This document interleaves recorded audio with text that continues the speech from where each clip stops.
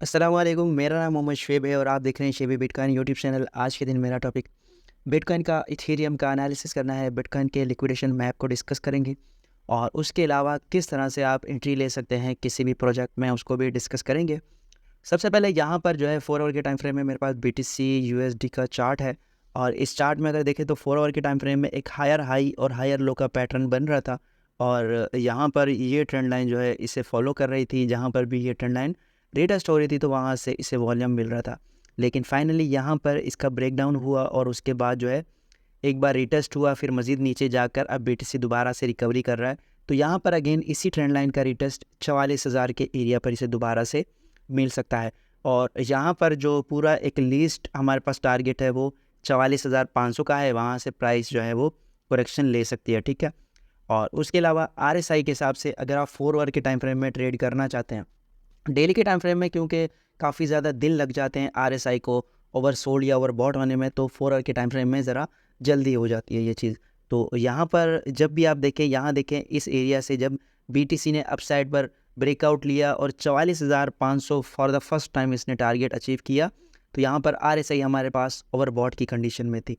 तो फिर यहाँ पर आपने सेल कर देना है जो भी आपका कॉइन है या जो भी आपने भले बिटकॉइन या कोई भी एसेट है जिसमें आपने एंट्री ले रखी है। फिर अगेन अगर आप यहाँ पर देखें RSI यहाँ पर 4 आवर के टाइम फ्रेम में 30 से नीचे आई, तो यहाँ पर BTC ने भी रिकवरी की और दोबारा से यहाँ पर हमारे पास 43,500 का टारगेट लगाया। और बिलफर्ज यहाँ पर आपने देखा कि यार RSI ओवर सोल्ड की कंडीशन में नहीं है और बहुत ज़्यादा लोगों ने बाय नहीं किया, तो आप यहाँ पर इसको सेल ना करें बल्कि आप वेट करें RSI के 70 पर जाने का। तो यहाँ पर देखें, यहाँ पर जो है दोबारा से प्राइस उसी रेंज में आई, लेकिन RSI ने अपनी जो है यहाँ पर 30 से नीचे करेक्शन नहीं की, इससे ऊपर ही रही। और अगेन जब एरिया लगा यहाँ पर 70 का, तो दोबारा से आपको BTC 44,000 से ऊपर नज़र आया, ठीक है। और उसके बाद यहाँ पर दोबारा से एक और सीन नज़र आया, यहाँ पर 30 के करीब आपको RSI नज़र आई इस जगह पर। फिर आपने जो है या अगर यहाँ पर बाइंग की तो फिर यहाँ से आपको ये जो है RSI 70 पे नज़र आई, यहाँ पर ऑलमोस्ट 45,000 से 46,000 के करीब, ठीक है। फिर आपने जो है दोबारा वेट किया कि RSI जो है आपके पास ओवर सोल्ड की कंडीशन में आए, तो यहाँ से जो है दोबारा RSI ओवर सोल्ड की कंडीशन में आई 27 के ऊपर इस जगह, ठीक है, इस जगह आई। और उसके बाद क्या हुआ RSI में, ये चीज़ जो है बहुत ज़्यादा गौर से देखने वाली है, आप इस पर फोकस करें। यहाँ पर RSI आपको कंसोलिडेशन करती हुई और फिर यहाँ पर कैंडल्स आपको डाउन साइड पर जाती हुई नज़र आई, जबकि RSI अगर देखें तो RSI जो है हमारे पास कंसोलिडेशन फेज़ में नज़र आई है। तो यहाँ पर जो है आप धोखा खा सकते हैं और इस जगह आपको जो है लॉस हो सकता था और यहाँ पर आपकी ये ट्रेड स्ट्रक हो सकती थी।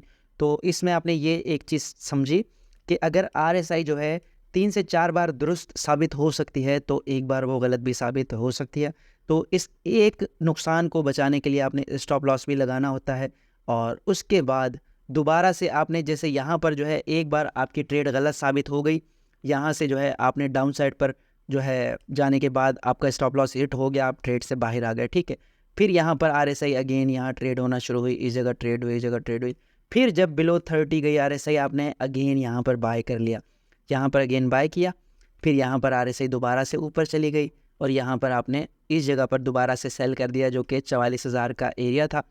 अब आपको दोबारा से वेट करना है कि RSI दोबारा से यहाँ 30 के एरिया में आए, 30 से नीचे आए, फिर आप यहाँ पर बाय करेंगे, यहाँ से आप स्टॉप लॉस लगाएंगे और उसके बाद जो है दोबारा से आपने RSI के 70 पे जाने का वेट करना है। तो यहाँ पर ये वाली स्ट्रेटजी आप अपना सकते हैं। यहाँ पर मैंने आपको मिसाल दे दी है इस पूरी रेंज में, और ये रेंज जो है 2 महीने की रेंज है। यहाँ पर दिसंबर के महीने से लेकर जनवरी का पूरा महीना यहाँ पर हमारे पास गुजर चुका है। तो यहाँ पर आपने इस हिसाब से ट्रेड लेनी है, जिसमें से 4 से 5 जब आप ट्रेड लेंगे, उसमें से अगर एक ट्रेड आपकी लॉस में जा रही है तो वो लॉस आपको बिल्कुल भी मतलब कि बुरा नहीं लगेगा, क्योंकि आप most of the time profit बना चुके हैं। तो ये स्ट्रेटजी आप जो है अपना सकते हैं, ये मैं आपसे शेयर करना चाहता था, ठीक है।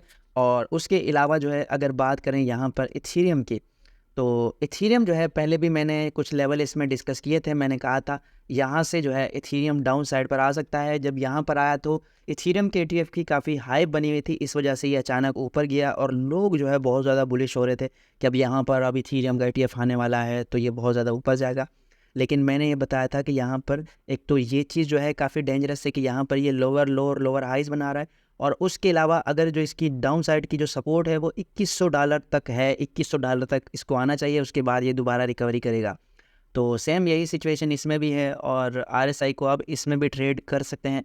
जैसे यहाँ पर ब्रेकआउट हुआ, उसके बाद जो है मुसलसल ये जो है RSI के हिसाब से इसी रेंज में ट्रेड हो रहा है। फिर एक टाइम ब्रेकआउट हुआ, यहाँ पर जो है RSI गई 70 पे, आप आउट हो गए। फिर यहाँ 30 से नीचे आई, आप इन हो गए मार्केट में, और दोबारा से आप 30 यहाँ पर 70 पर मार्केट से आउट हो गए और अब अगेन आप वेट कर सकते हैं। तो इस तरह की स्ट्रेटेजी है, ये मैं आपको इसलिए समझा रहा हूँ क्योंकि कई बार आप लोग जो है वेट कर रहे होते हैं कि कहीं से कोई सिग्नल मिले और कहीं से ऐसा कोई सिग्नल मिल जाए कि जिसमें हम प्रॉफिट बना लें। तो सिग्नल देने वाला भी आपको, कई आपने डिस्क्लेमर देखे होंगे, कई ग्रुप्स जब सिग्नल प्रोवाइड करते हैं, भले वो फ्री हों या पेड ग्रुप हों, वो लाजमी आपको कहते हैं कि हमारी तरफ से कोई फाइनेंशियल एडवाइस नहीं है, हम आपको जो है सिग्नल सिर्फ प्रोवाइड कर रहे हैं, आपकी लर्निंग करवा रहे हैं, वगैरह वगैरह। इस तरह की बहुत सारी चीज़ें वो डिस्कस करते हैं। ओवरऑल उनका मकसद ये होता है कि अगर आपका नुकसान भी होगा तो उसके हम जिम्मेदार नहीं हैं। जब किसी ने जिम्मेदारी नहीं बनना तो आप फिर अपनी ज़िम्मेदारी पर ट्रेड लें। और ये RSI का जो मैंने आपको स्ट्रेटजी बताई है, ये आप जो है ख़ुद भी अप्लाई कर सकते हैं। हाँ, अगर RSI के साथ आप सपोर्ट रेजिस्टेंस भी देखें कि यार सपोर्ट कहाँ पर है, रेजिस्टेंस कहाँ पर है, या फिर आप किसी मूविंग एवरेज को ले लें, या इस तरह की कोई भी चीज़ अगर आप साथ में अप्लाई करेंगे तो आपकी जो एक्यूरेसी है वो मज़ीद इंक्रीज़ हो जाएगी। ठीक है। और उसके अलावा BTC की लिक्विडेशन की बात करें तो BTC सेम एरियाज़ में मूव कर रहा है, लेकिन अब एक और चीज़ मुझे देखने में आ रही है कि यहाँ पर ऊपर की तरफ जो है वो लिक्विडेशन बढ़ती जा रही है। लास्ट टाइम जब मैंने वीडियो बनाई थी परसों के दिन, तो लिक्विडेशन हमारे पास ऑलमोस्ट 200-300 मिलियन थी, लेकिन अब जो है 600-700 मिलियन के करीब हो गई है। यानी कि अब लोग जो है मार्केट में शॉर्ट्स भी बिल्ड कर रहे हैं। उनका सोचना ये है कि 44,000 की जो प्राइस है यहाँ से BTC जो है डंप कर सकता है और फिर 37,500 के एरिया तक आ सकता है।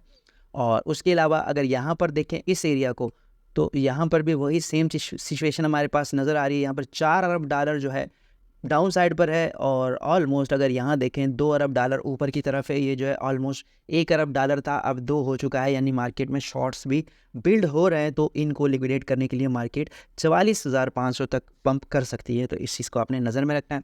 और मैं आपसे भूल गया, यहाँ पर जो है FOMC की मीटिंग का जो डिसीजन था वो मैंने शेयर नहीं किया। FOMC ने अपने रेट जो है इंटरेस्ट रेट वो पॉज ही रखे हैं, और फ़िलहाल जो उनकी स्टेटमेंट है उनके हिसाब से उन्होंने रेट हमेशा मतलब कि 2-3 महीने जो है पॉज ही रखने हैं, और मई और अप्रैल के महीने में वो हो सकता है कि इंटरेस्ट रेट में कट लगाएं। और याद रखें, इंटरेस्ट रेट का पॉज रहना भी एक बैरिश न्यूज़ है, क्योंकि जो इकॉनमी पर प्रेशर है, जो कंपनीज़ पर प्रेशर है, बैंक्स पर, वो स्टेबल रहेगा और मुसलसल प्रेशर रहेगा। तो इसकी वजह से भी लोग जो है खौफ का शिकार रहेंगे। अच्छा, यहाँ पर मैंने जो लिस्ट शेयर की थी उसके हिसाब से आज मैं आपको बताना चाहता हूँ। कुछ लोग मतलब ऐसा सोच रहे होंगे कि यार उन्होंने एंट्री मिस कर दी। यहाँ पर मैंने कुछ टोकन ऐसे बताए थे जो कि अच्छा खासा पंप कर चुके हैं। रियून टोकन बिलो $4 जा चुका था, और अब ये जो है $5 से ऊपर जाकर फिर दोबारा से नीचे आ चुका है।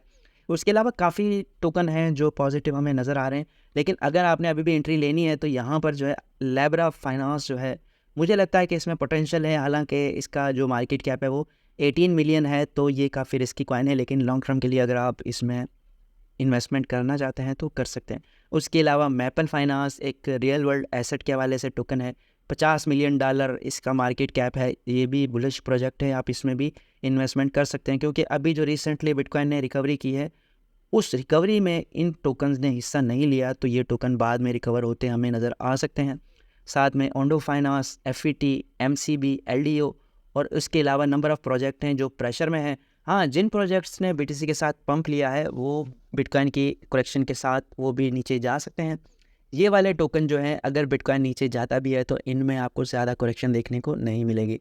तो ये आज की वीडियो थी। आप जो है अपने आइडियाज़ कमेंट में शेयर किया करें कि आपको किस तरह की वीडियो चाहिए, किस तरह की मालूमात आप मुझसे एक्सपेक्ट करते हैं, या किस तरह की आपको मुश्किलात फ़ेस करनी पड़ती हैं ट्रेडिंग में या फिर क्रिप्टो मार्केट के एनालिसिस में, जो आप जानना चाहते हैं तो वो मैं आपसे शेयर करूंगा। तो ये आज की वीडियो थी। उम्मीद है कि आज की वीडियो भी आपके लिए इन्फॉर्मेटिव रही होगी। मिलते हैं अपनी नेक्स्ट वीडियो में। अल्लाह हाफ़िज़।